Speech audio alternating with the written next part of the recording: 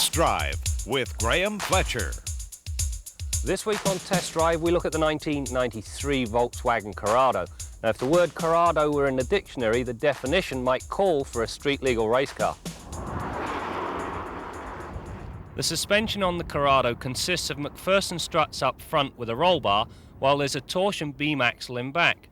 Combine that with some sticky 205/50 tyres and the handling characteristics are rather good to say the least.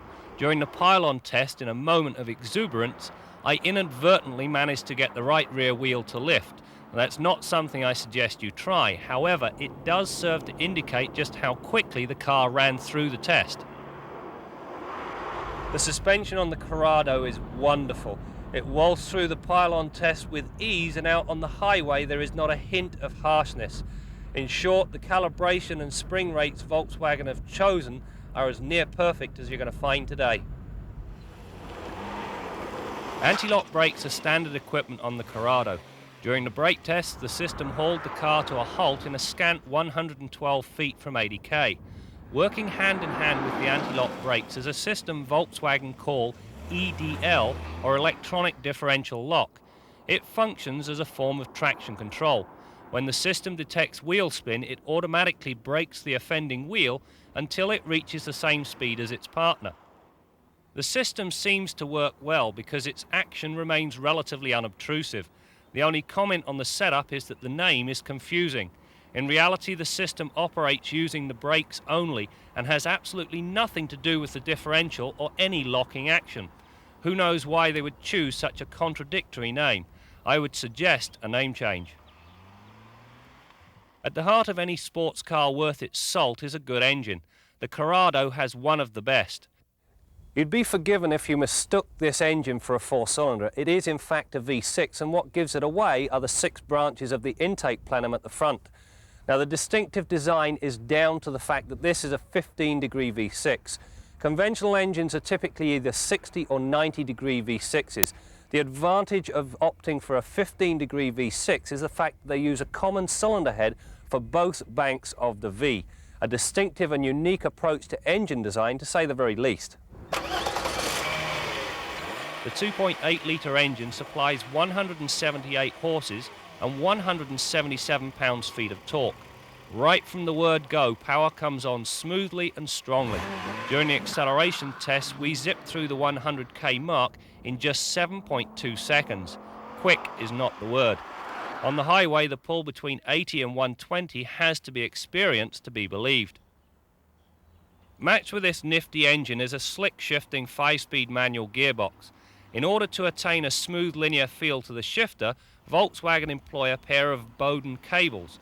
Unlike many other cable-operated shifters, the one on the Corrado is precise and does not feel at all disjointed.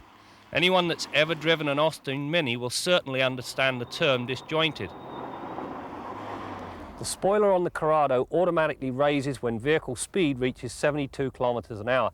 Volkswagen say that this reduces rear-end lift by 64% without sacrificing fuel economy.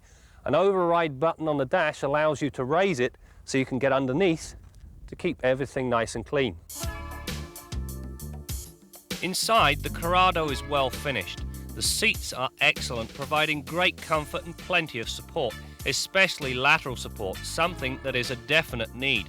The dash is dominated by a large speedo that is flanked by fuel and temperature gauges on the one side and a tack on the other. The information is logically displayed and easy to interpret. Much lower down in the center console are a voltmeter and oil pressure gauge. The fact that they sit so low down renders them rather redundant. On the subject of redundant, the dead pedal is useless, partly because it's the wrong shape and partly because it sits at the wrong angle. The radio comes complete with a tape deck and CD.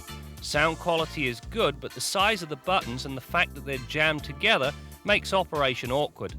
To ward off unwanted attention, the radio comes with a sophisticated anti-theft alarm. The heater controls are of the rotary variety and as such are easy to use and regulate. They also sit in the right place in the dash, and that is below the radio. All other controls, excluding the power windows, are well placed and easy to use. The power window buttons are mounted far too low down. To operate the windows, you have 2 choices. Either grope around or take your eyes off the road. Now, given the gusto, the latter is not a good idea. My pet peeve on this car, no airbag. Now, on a $28,000 car, that's a no-no. When you factor in how potent the Corrado is, it becomes unforgivable. The trunk, which comes complete with a hard privacy cover, is fairly roomy. Factor in the split folding rear seats and you have a very versatile setup. The Corrado is indeed a street-legal race car. The suspension is near perfect and the powertrain, what a beauty. However, the $28,000 price tag is a little tough to swallow.